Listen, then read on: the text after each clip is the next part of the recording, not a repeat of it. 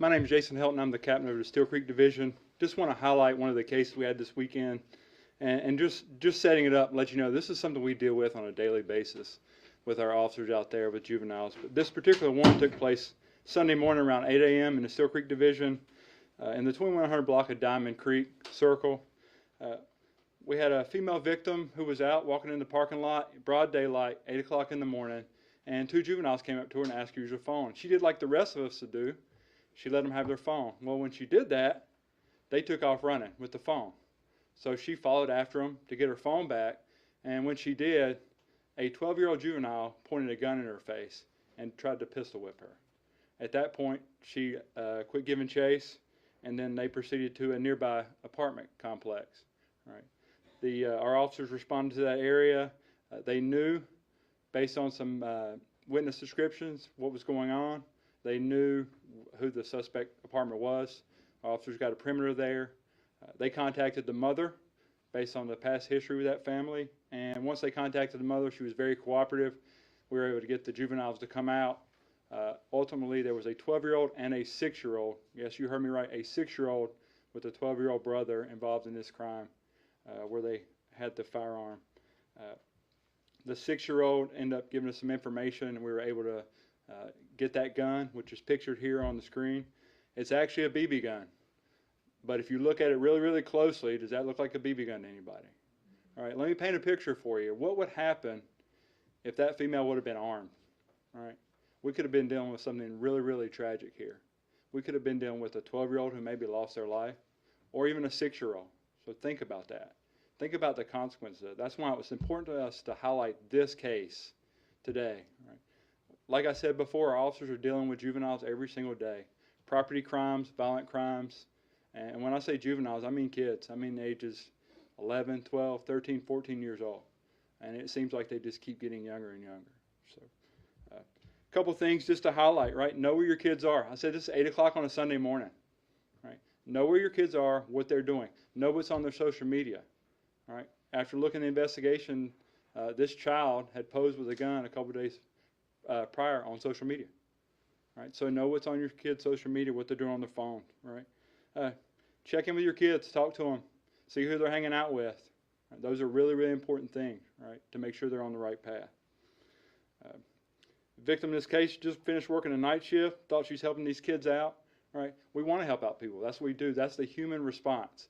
We want to help people. As police officers, that's our job. That's why most of us signed up to do this job, is to help people, right? If a 6-year-old comes up and asks me for my phone, I'm going to give it to them 100% of the time, right? But just being aware that just because they're maybe smaller in stature or maybe a smaller individual, you could be a victim of a crime there. Does anybody have any questions related to this? The 6 and 12-year-old were brothers? They were. They were the same family. Will they be charged? The 12-year-old was charged with armed robbery and damage to property for the phone they took. You mentioned a history here.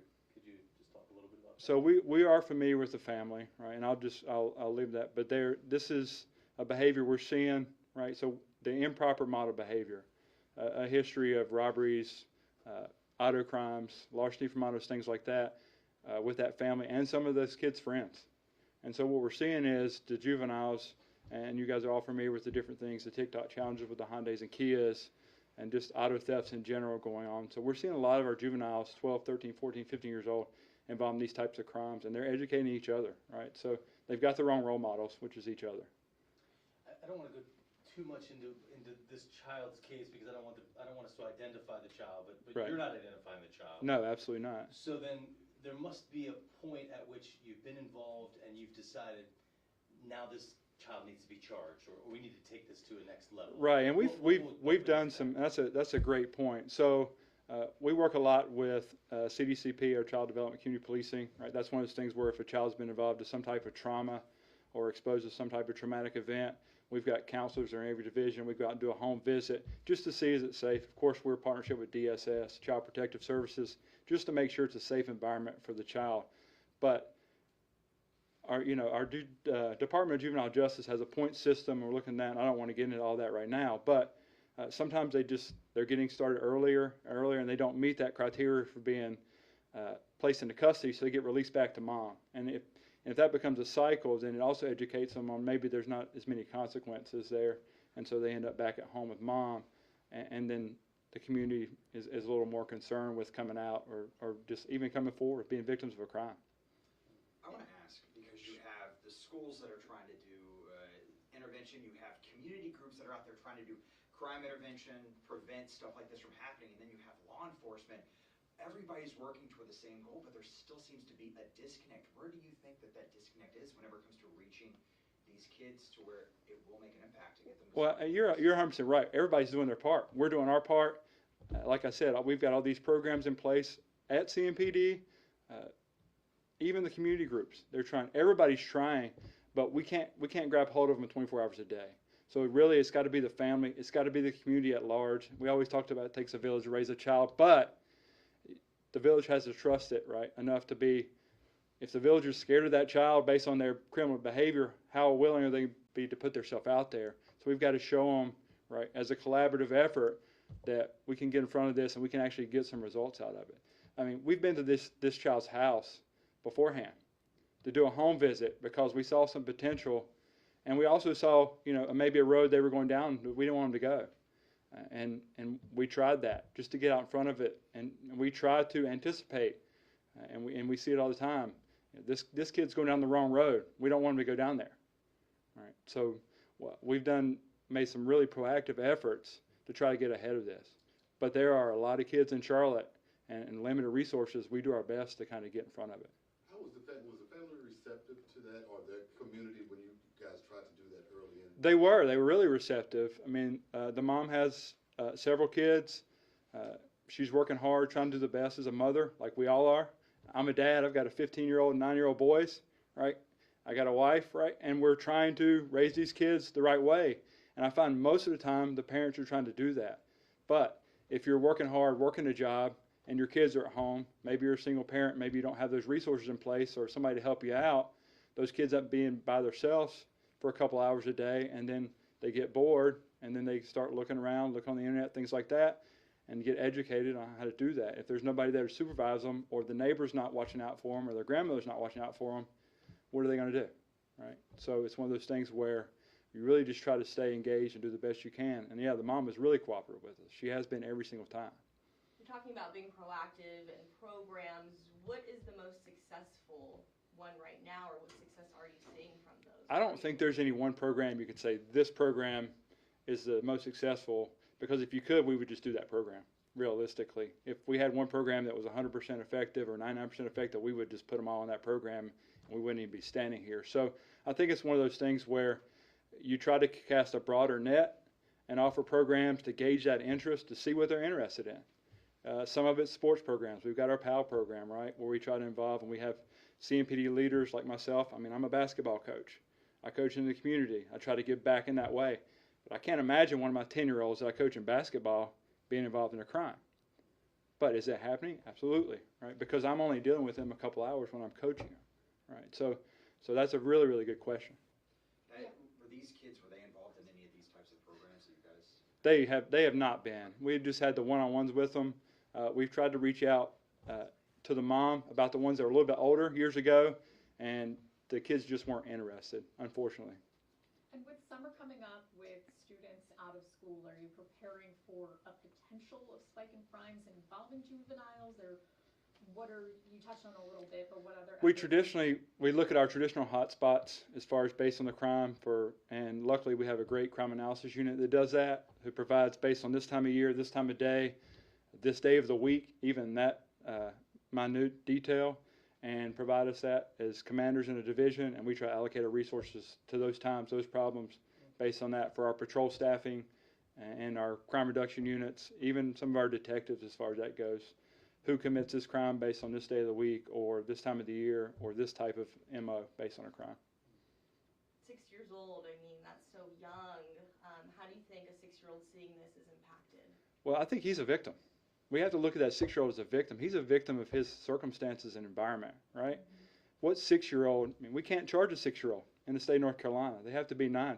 We can't, because there's no way we could prove an intent that a 6-year-old, their brains are just so naive, right? So to look at that, so it's tragic, right? And it really, I mean, that's one of the reasons we decided to highlight the case today, just to show, this is what we're dealing with. So, really good question. 2 boys. 2 boys. We keep having crazy crime happening, things like this now, a 6-year-old. I mean, we don't want to throw our hands up, but what do we do? What's next? I think we keep going. I mean, we keep fighting the good fight. We keep doing the best we do. Officers get out there every day, and they patrol, and they're getting guns off the street, and they're proactively going after people who are committing crimes, and we're doing our job at CMPD.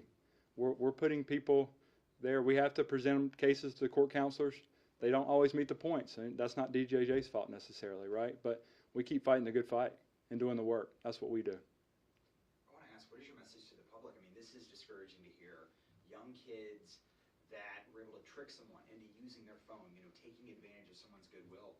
Now, if people see that, they may think, oh my gosh, I'm not ever going to try and help, especially a young kid like that walks up to me. What is your message to get past that discouragement that people may have? That's a really great question. I'm glad you asked it, because we can do this really simply, right? Just think about that. If a kid comes up and asks you to use your phone, it's real simple. Do we have to give them the phone?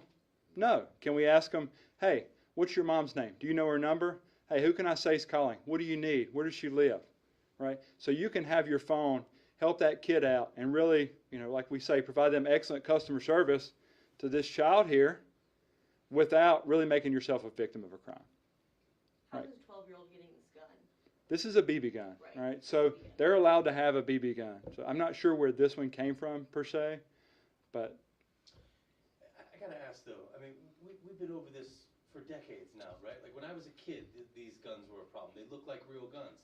We saw a kid in Ohio get shot because he was holding a gun that looks like.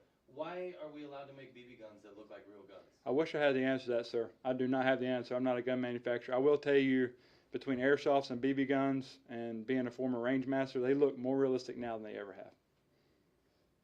It's really hard to differentiate. As an officer, how does that mean? I mean, you're the guy that's going out on calls who might see somebody waving those around and not know the difference. Can you imagine that news story? How tragic that would be for us?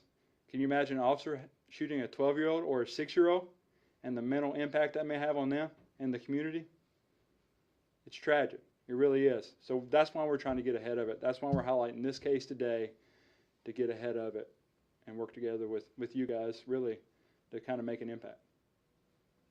Has the training evolved? I mean, with these guns developing the way that they have, these BB guns, how do you train to spot the difference between that and the real gun? Is there really a good way to do it from a... It's really tough, and being involved in training since 2010, I can tell you the training has evolved more on that weapon identification, making sure it's a gun, not a cell phone, right? We had issues with that 10 years ago, right?